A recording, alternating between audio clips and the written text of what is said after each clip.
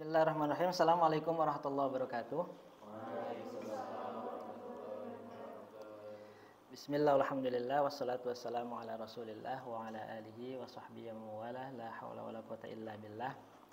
Amma ba'd.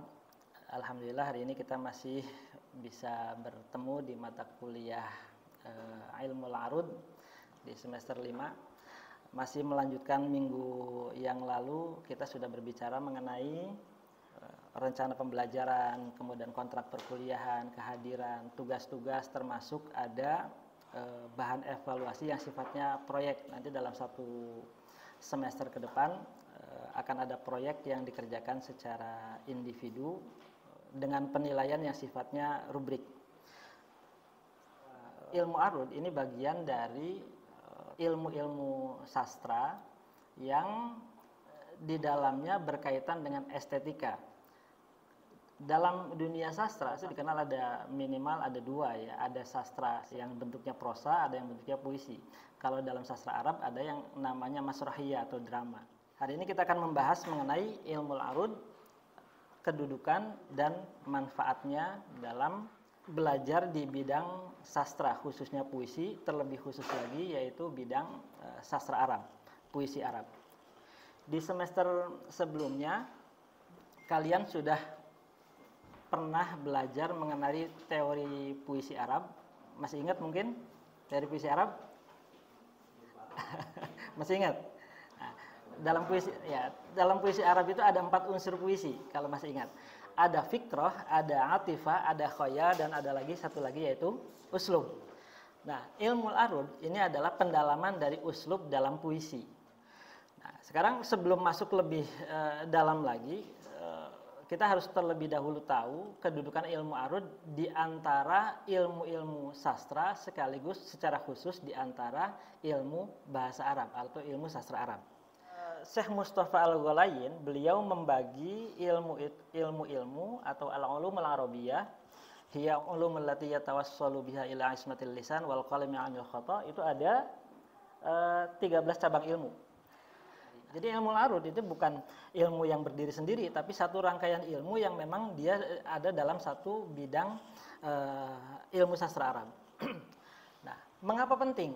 Ini pertanyaannya, mengapa penting? Ilmu arud ini sebetulnya referensinya banyak sekali. Ada beberapa buku yang kebetulan ini saya bawa yang bisa menjadi rujukan nanti dalam perkuliahan. Antara lain di sini ada Syarah Arud Ibnu Hajib. Nah, ini buku ini bagus, tapi tetap walaupun buku yang banyak ini, dia satu sama lain ada kelemahan, ada kekurangannya. Kadang-kadang di satu sisi menekankan yang ini, yang lain menekankan yang lain lagi. Ada perbedaan-perbedaan khusus. Ada lagi An-Nihayah fi Ilmil Arud. An-Nihayah fil Arud ini juga bagus. Banyak kasus-kasus dijelaskan di dalam buku ini. Kemudian ada lagi Mu'jam al-Mufassal fi Ilmil Arud. Kalau kalian ingin tahu istilah-istilah dalam sastra Arab, dalam puisi Arab, ada di sini. Nah, sayangnya 3 buku yang ini mungkin sulit ditemukan di toko-toko buku terdekat. Jadi perlu mencari secara serius. Saya tidak tahu apakah di online sudah ada atau belum, gitu ya. Nanti silakan dicek. Nah, yang ada biasanya kalau di toko-toko kitab yang ini, judulnya Irsyadus Syafi. Ini adalah syarah dari Matan Al-Kafi. Ini yang paling sederhana, ringkas, dan karena ringkas ya kalau sekedar pengantar ini bisa. Tapi untuk yang lebih mendalam perlu diperkaya oleh buku-buku yang lain. Atas dasar itulah kemudian tahun 2016 saya membuat buku ini. Ini bersama dengan Ibu Dr. Titin. Beliau juga dosen Unpad, tapi beliau sudah purna bakti. Nah, ini judulnya Ilmu Al-Arud, Telaah Struktur Syair Arab dari Teori ke Praktik.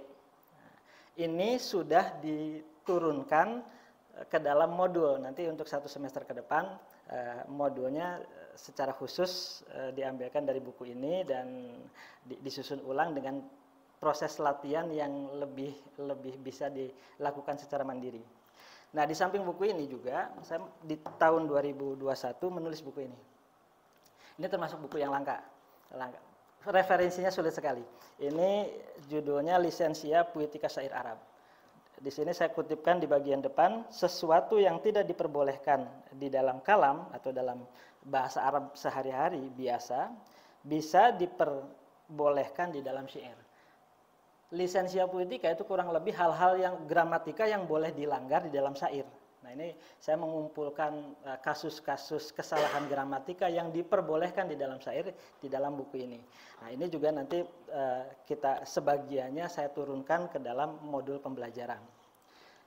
Nah, CPMK capaian pembelajarannya adalah mahasiswa mampu menganalisis syair Arab ditinjau dari pola metrum dan rima secara tepat sesuai konvensi ilmiah serta mengidentifikasi kemungkinan adanya kasus lisensia puitika di dalamnya. Nah, untuk pertemuan kali ini kita sub CPMK-nya adalah mampu membedakan puisi Arab dibedakan dari karya sastra lainnya di bidang sastra Arab khususnya serta memahami kedudukan dan manfaat ilmu al-arud. Nah, buku pengantarnya seperti yang tadi sudah saya sebutkan itu banyak sekali. Kalian boleh pilih buku yang manapun, tapi saya sudah ringkaskan ke dalam poin-poin penting ke dalam buku yang Ilmu Al-Arud Telaah Struktur dan Syair Arab ini. Kemudian Lisensia Puitika ini berkaitan dengan penyimpangan gramatika bahasanya. Kemudian berdasarkan penelitian, jadi ini yang digunakan semua dalam ilmu arud di kelas kita nanti, itu semuanya adalah teori-teori terbaru berdasarkan hasil penelitian. Karena ada dua lagi sebetulnya buku, yang pertama adalah Eksistensi Syair Arab di Dunia Pesantren, dan ada satu lagi hasil penelitian saya di tahun 2021 isinya Antologi Syair Pesantren. Jadi syair-syair yang ada di pesantren itu pernah dikumpulkan se-Jawa Barat, pernah dikumpulkan, saya terbitkan dalam buku Antologi Syair Pesantren. Nah, yang ini Eksistensi Syair Arab di Dunia Pesantren, ini yang isinya bagaimana syair-syair itu dipublikasi di dunia pesantren. Karena ternyata nanti kita akan lihat di PPT yang berikutnya, kita akan membahas bahwa ternyata tidak sedikit syair yang dipublikasi secara keliru berdasarkan ilmu arud. Nah, itu kita akan lihat itu. Selain ini juga pada saat COVID yang lalu saya menyempatkan diri untuk bisa membuat beberapa video. Nanti bisa dicari di YouTube atau saya sharekan linknya di Live Unpad, karena RPS segala sesuatu juga nanti kita basicnya adalah Live Unpad. Itu di sana setiap pertemuan materinya disampaikan, kemudian penugasannya juga ada dan lain-lain termasuk RPS sampai ke link seandainya ada materi yang perlu saya share melalui Live Unpad. Nah, selanjutnya kita masuk lebih dalam lagi. Untuk sebagai pengantar ke dalam ilmu arud, pertanyaan pematik hari ini adalah, ini prosa atau puisi? Prosa atau puisi? Mana suaranya? Puisi. Alasannya apa? Kalian bisa tahu kalau ini puisi kelihatan dari mana? Dari bait, dari bentuknya ada kanan dan kiri. Dibuat sedemikian rupa berbeda dengan prosa. Nah, sekarang kita coba yang ini. Ini prosa atau puisi? Prosa. Yakin? Puisi. Prosa ya, prosa ya. Prosa, oke. Oke, prosa. Nanti kita akan bahas apakah ini prosa atau puisi. Satu lagi yang lebih menukik lagi. Ini. Prosa atau puisi? Syair bukan? Ini apa ini? Ayat Al-Qur'an. Nah, Al-Qur'an itu syair atau bukan? Syair. Bukan. Kenapa bukan? Karena dari sononya Al-Qur'an pokoknya bukan syair gitu. Nah, saat itulah kita harus belajar ilmu arud agar tahu Al-Qur'an itu syair atau bukan. Nah, nanti kita akan bahas ini pada kesempatan saat ini juga. Nah, sebelum kita membahas yang dua tadi, apakah dia puisi atau bukan, syair atau bukan, ada baiknya dulu yang tahu struktur syair Arab. Struktur syair Arab itu terdiri atas satr awal dengan satr sani. Materi ini tidak perlu ditulis, modulnya sudah ada di Live Unpad. Kalian tinggal perhatikan saja, pahami apa yang disampaikan di kelas. Ini ciri khas dari syair Arab atau dari syiar atau dari puisi. Yang tadi kalian sudah bisa membedakan, oh ternyata kalau bentuknya ada kanan kiri, misra'ain, ada dua seperti daun pintu, berarti itu puisi. Di manuskrip juga kelihatan, yang seperti ini pasti prosa, sedangkan yang ini syair atau puisi. Yang sebelah sana puisi. Nah, ada yang lebih dalam dari sekedar masalah tipografi, bentuk tulisan, yaitu metrum. Kita coba. Nah ini kenal semua ya. Ini anta samsun, anta badrun, anta nurun, fauqa nuri gitu. Nah ini ada yang lebih dalam dari sekedar baitnya ada kanan dan kiri. Kita cek. Ternyata dia memiliki pola yang khusus, yang khas, yang hanya dimiliki oleh syair Arab. Sebelum kita tahu polanya, ada yang disebut dengan khatul arudi, khat arud. Tulisan imla'i, nah ini kalian waktu di semester 1 pernah belajar imla kan? Nah ini namanya tulisan imla'i, tulisannya harus sesuai kaidah imla. Ini harus diubah dulu ke dalam khat arudi. Bentuknya akan seperti ini. Anta syamsun, ada tulisan sunnya jadi sukun dengan harokat, ada sun, ada sin dengan nun. Yang merah-merah ini adalah yang pada saat khat imla'i dia tidak ditulis. Tapi ketika khat arudi wajib dimunculkan. Bukan berarti merusak kaidah tulisan Arab, karena justru ini yang akan mempengaruhi polanya. Pola itu bisa diketahui dari pola harokat dan sukunya. Nah kalau yang ini ada tanwin. Tanwin itu sun, hakikatnya kan adalah bunyi harokat dengan bunyi huruf mati. Nah maka dikeluarkan harokat dan huruf mati. Nah sekarang langkah pertama untuk mengetahui pola syair Arab adalah dengan cara keluarkan dulu harokat-harokatnya. Yang ini apa nih? An, berarti? An, harokat. Jadi cuma ada dua, harokat dan sukun. Biasanya kalau harokat dalam bahasa Arab ada apa saja? Fathah, kasroh, doma, fathatain, domatain, sukun, dan lain-lain. Untuk mengetahui pola syair Arab cukup diketahui dua pola saja. Yang satu adalah harokat, yang satu adalah sukun. Nah, ini an berarti harokat, sukun. Ta, harokat. Syam, sun. An, ta. Bad, run. An, ta, nu, run. Fau, ko, nu, sip, ri. Nah, dari sini baru kita tahu, nanti akan tahu polanya. Perhatikan baik-baik bahwa di sini ada pola yang dia diulang-ulang. Perhatikan di bagian ini. Harokat, sukun. Harokat, harokat, sukun. Harokat, sukun. Terlihat polanya. Ada yang tidak berpola tidak? Nih. Harokat, sukun. Harokat, harokat, sukun. Harokat, sukun. Harokat, sukun. Harokat, harokat, sukun. Harokat, sukun. Terlihat berpola kan? Kata-katanya boleh lain-lain kata-katanya. Anta, samsun, badrun, dan lain-lain. Tapi dia sebetulnya punya pola. Nanti ada cara membacanya. Kalau yang pola yang seperti ini, dibacanya fa'ilatun. Nah, fa'ilatun, fa'ilatun, fa'ilatun, fa'ilatun, fa'ilatun, diulang-ulang. Nah, ini keunikan dalam syair Arab. Ciri khasnya adalah bahwa meskipun kata-katanya berbeda, dia punya metrum, punya pola yang berulang-ulang. Anta samsun, anta badrun, fa'ilatun, fa'ilatun. Nah, itu polanya. Nah, sekarang kita coba yang ini. Tadi ini disebut sebagai prosa atau puisi? Prosa ya, prosa. Ternyata inilah kepiawaian para penyair Arab. Dia bisa membuat seolah-olah dia prosa. Kalau dari sisi bentuk menyerupai tipografi prosa. Tapi kalau dibedah di dalamnya, dia punya pola. Kita cek. Nah, ini. Nah, terlihat ini. Itu polanya. Apa polanya? Harokat, harokat, sukun. Harokat, sukun. Harokat, harokat, sukun. Harokat, sukun. Dari awal sampai akhir.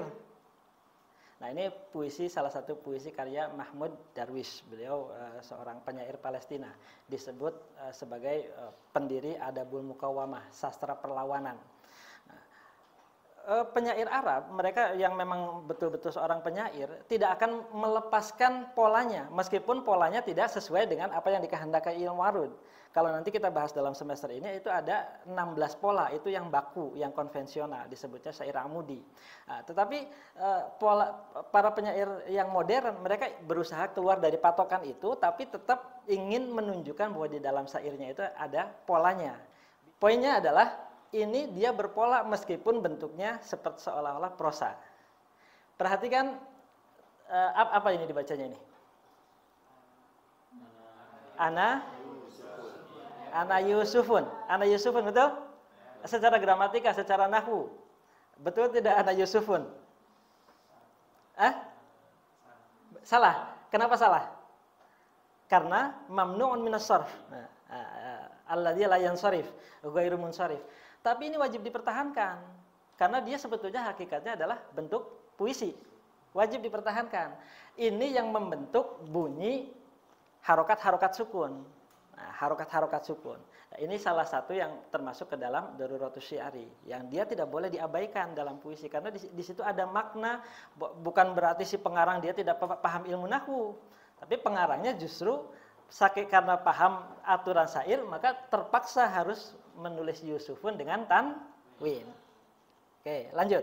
Berarti ini sepakat ya, ini prosa atau puisi? Puisi. Alasannya apa? Karena berpola. Nah, sekarang yang ini. Nah, tadi. Ini prosa atau puisi? Prosa atau puisi tadi? Syair. Berani kalian mengatakan ini syair? Oke. Ya. Maka kita cek dia berpola atau tidak. Nah, kalau kita tulis ulang, seandainya diperbolehkan nulisnya seperti ini gitu ya. Nulisnya seperti ini. Fiha sururum marfu'ah wa akwabum mawdu'ah wa namariku masfufah wa zarabiyyu mabthusah. Ini pasti terlihat seperti syair, seperti puisi, betul? Oke, kita lihat dalamannya. Lihat dalamannya. Lihat ada polanya atau tidak. Oke. Fiha sururum marfu'ah. Berpola atau tidak? Enggak berpola ya. Tapi ketika dibaca fiha sururum marfu'ah wa akwabum mawdu'ah wa namarikum masfufah wa zarabiyyu mabthusah. Menyerupai nada puisi bukan? Menyerupai. Disitulah kenapa Al-Qur'an itu khawariqul adat. Dia keluar dari kebiasaan. Karena kebiasaan masyarakat Arab pada saat waktu Al-Quran turun, mereka menulis syair itu berpola. Ada 15 pola yang ditemukan oleh Imam Khalil bin Ahmad Al-Farahidi, kemudian ditambahkan oleh muridnya yang namanya Al-Ahfaz, satu lagi pola yang disebut pola mutadarik. Nanti kita akan belajar 16 pola itu. Nah, di sini tidak berpola, tetapi ketika didengarkan, ini seperti syair tapi bukan syair. Nah, itulah kenapa kemudian Al-Quran itu disebut sebagai mu'jizat. Karena menyalahi kebiasaan masyarakat pada saat itu. Siapa penyair yang terkenal? Al-Mu'allaqat. Sudah ini di teori sastra dulu. Imrul Qais. Kemudian Zuhair bin Abi Sulma. Itu Ashabul Mu'allaqat. Mereka berlomba membuat syair, semuanya berpola. Tapi tiba-tiba muncul satu bentuk bahasa yang dia didengarkan seperti syair tapi menyalahi kebiasaan mereka. Nah, inilah kemudian Al-Quran itu disebut sebagai mukjizat. Nah, kira-kira jadi Al-Quran syair atau bukan? Bukan. Karena konvensinya adalah tidak memiliki pola sebagaimana konvensi syair Arab pada masanya. Nah, itu. Oke. Sampai di sini jelas ya? Nah, sebelum dilanjutkan ada pertanyaan? Atau dilanjutkan dulu saja ya? Oke, lanjut. Nah, ini juga syair yang sangat terkenal nih. Ilahi lastulil firdausi ahla. Nah, kalau menggunakan ilmu arud, ada lagu yang sebetulnya tidak sesuai dengan ilmu arud. Secara kordu syiari itu tidak sesuai. Misalnya begini, ya. Ilahi lastulil firdausi ahla. Pernah dengar lagu itu? Nah, yang bunyinya seperti itu, ini kordu syiari. Itu tekanan potongan-potongan iramanya itu tidak sesuai dengan kordu syiari atau ilmu arud.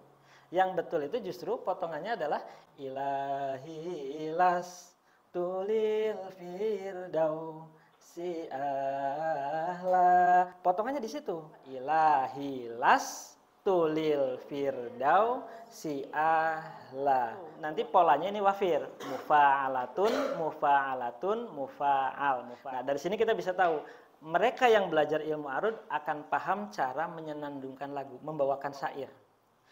Nah, yang kedua, yang berikutnya. Ini kira-kira syair bukan? Aku limuqlatai hina nama wa sihrun naumi fil ajfani sari tabaraka man tawaffakum bilailin wa ya'lamu ma jarahtum bin nahari. Ada yang familiar dengan ungkapan ini? Nah, Ini sama dengan Al-Quran. Iktibas dari ayat Al-Quran surah Al-An'am. Wa huwal ladzi yatawaffakum bil-laili wa ya'lamu ma jarahtum bin-nahari tsumma yab'atsukum fihi liyuqda ajalun musamma. Nah, ini iktibas dalam bentuk syair. Kalau kita tidak tahu pola syair, akan menganggap bahwa ini adalah ayat Al-Quran. Padahal ini hanya iktibas saja. Apa itu iktibas? Sudah kan di balago ya. Nah, iktibas itu apa? Mengutip dari Al-Quran atau hadis, tapi dia tidak menyebutkan sumbernya. Berbeda. Lanjut. Contoh lagi di dalam naskah. Ini dalam manuskrip. Dengan ilmu arud kita bisa tahu bahwa suatu tulisan itu dia penerjemahannya salah atau betul. Ini kalian dari mana? Semua bahasa Sunda mengerti? Mengerti ya bahasa Sunda ya? Ada yang mengerti? Oke, ada yang mengerti. Kita coba satu. Kajulu sihi bainal anami murabiya wa wakasratil auradi kal qaumis shalah. Nah, ada yang tahu syair ini? Kalau yang pernah baca Fathul Mu'in, tahu di belakangnya itu ada, di Fathul Mu'in itu ada Nazm Adkiyah. Nah ini, kalau dibandingkan ini ada kekeliruan. Salah dalam menulis harusnya bukan wa wakasroti, tapi wa kakasroti. Perhatikan, kalian kan sudah semester 5, pasti mengerti cara menerjemahkan. Terjemahannya, calikna ulama bari. Apa ini? Karena salah dalam menafsirkan. Harusnya ini. Ini aslinya wa kakasrotil auradi, ini kita abaikan dulu. Kemudian ini as-sholah, ini aslinya adalah as-sholati. Salat. Kaum ini dia salah nulis, harusnya saumi. Saum dan sholat. Boleh tamar buto di akhir itu dihilangkan, itu namanya daruratus syi'ri. Boleh dihilangkan. Nah, gara-gara membaca syairnya salah, kurang teliti, akhirnya menerjemahkannya juga keliru. Nah, ini pentingnya belajar ilmu arud. Oke, kita lanjut contoh yang lain. Ini. Ada yang bisa baca? Coba baca. Laisa man mata fastaroha bimayitin. Yang bimayitin ngacung.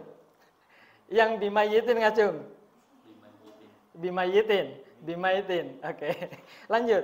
Innamal bisa nanti setelah belajar ilmu arud tahu harokat-harokatnya pasti bisa membedakan.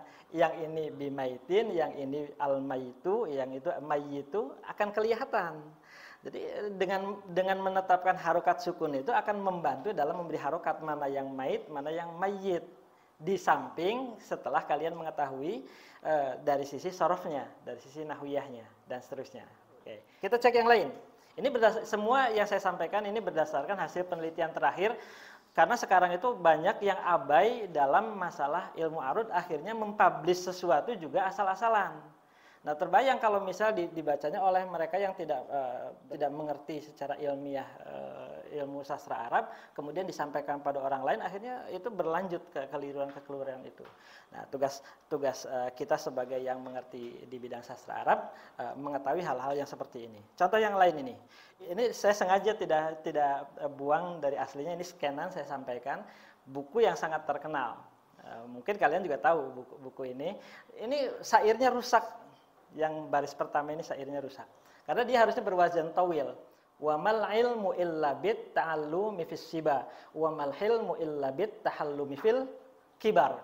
Yang pertama harokat di akhir harusnya tidak dicantumkan, harusnya. Terus yang kedua, yang ini hancur. Aroni ansama ta'al. Nah, hancur. Jadi mempublishnya secara tidak hati-hati. Nah, contoh yang lain. Uhibbu, apa baca? Coba. Uhibbu juhdi wa akrahu an a'iba wa an a'aba. Selanjutnya wasfahu an sibabin nasi hilma wa syarrun nasi man yahwis. Nah, okay. Ini bentuk apa kira-kira? Nahwu berapa ini? Kan sudah ya. Bentuk apa ini? Kalau amar harusnya mabni sukun kan? Kenapa wasfahu? Dari situ kelihatan. Nah, akan semakin lebih yakin lagi menggunakan parameter arud. Karena seharusnya ini bukan wasfahu, tapi wa'asfahu. Menggunakan fi'il mudhari. Ini berpengaruh pada terjemahan. Betul ya? Terjemahannya, coba perhatikan terjemahannya. Kalau di sini wasfahu terjemahannya adalah lapangkanlah, karena memandangnya sebagai fi'il amar. Padahal ini harusnya adalah fi'il mudhari. Aku lapangkan. Nah, itu harusnya. Nah, jadi salah dalam membaca syair, bisa juga salah dalam menerjemahkan. Lanjut satu lagi. Nah, ini. Kita mencoba mencari tahu apa sih manfaat belajar arud di dunia literatur sastra gitu, khususnya sastra Arab. Coba perhatikan. Ini pasti buku hasil publikasi sebuah penerbit karena sudah ada catatan kakinya. Mali arol akmama la tufat tihu. Oke. Warraudo la yadku wala yunaffihu. Mali aro. Tidak pernah aku lihat al akmama. Jamak dari bikasril kaf. Kimmun. Jamak dari kimmun. Wa huwa ghita'uz zahar. Apa? Kelopak bunga. Belum pernah aku lihat kelopak bunga yang la tufattihu, tidak mekar, tidak membuka. Terus selanjutnya warrodo dan apa? Rodo taman. Taman.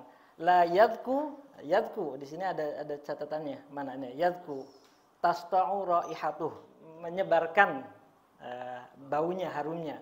Wala yunaffihu, dan menghembuskan keharumannya tadi.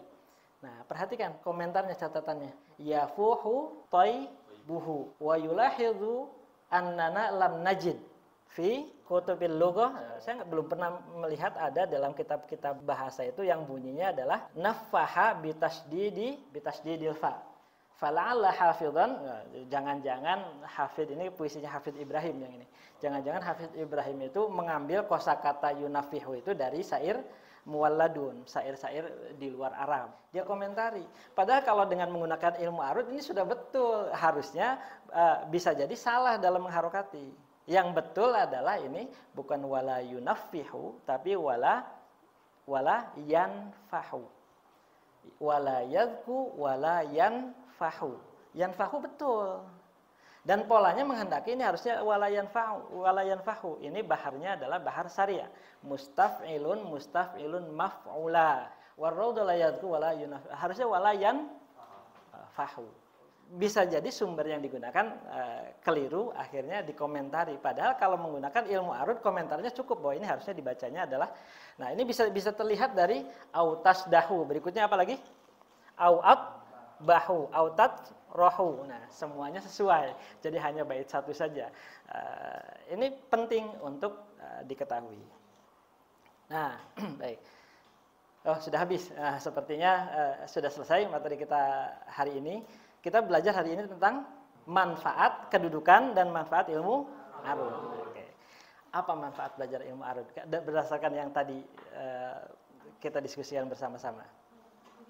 Satu, mengetahui pola syair Arab. Polanya nanti apa? Nanti ada 16 pola yang konvensional. Selain itu apa? Satu. Membedakan mana yang puisi, mana yang bukan puisi. 2. 3. Mengetahui kesalahan dalam penulisan syair. 3. 4. Mengetahui bacaan yang tepat di dalam syair. Mengetahui penerjemahan yang tepat di dalam syair. Jadi ini ilmu arud itu walaupun cuma harokat sukun, tapi nanti ke depannya itu bisa mengetahui mana syair yang bagus, mana yang syair asal-asalan. Nah, karena syair dalam syair Arab tidak hanya dibentuk secara fikroh, khoyal, dan atifah, tapi juga ada uslub syair yang berupa wazan. Nah, baik, terima kasih. Kita akhiri saja. Pertemuan berikutnya membahas mengenai khattul arud dan al-wahda as-sautiyah. Kita ketemu lagi minggu depan insya Allah. Saya akhiri. Assalamualaikum warahmatullahi wabarakatuh.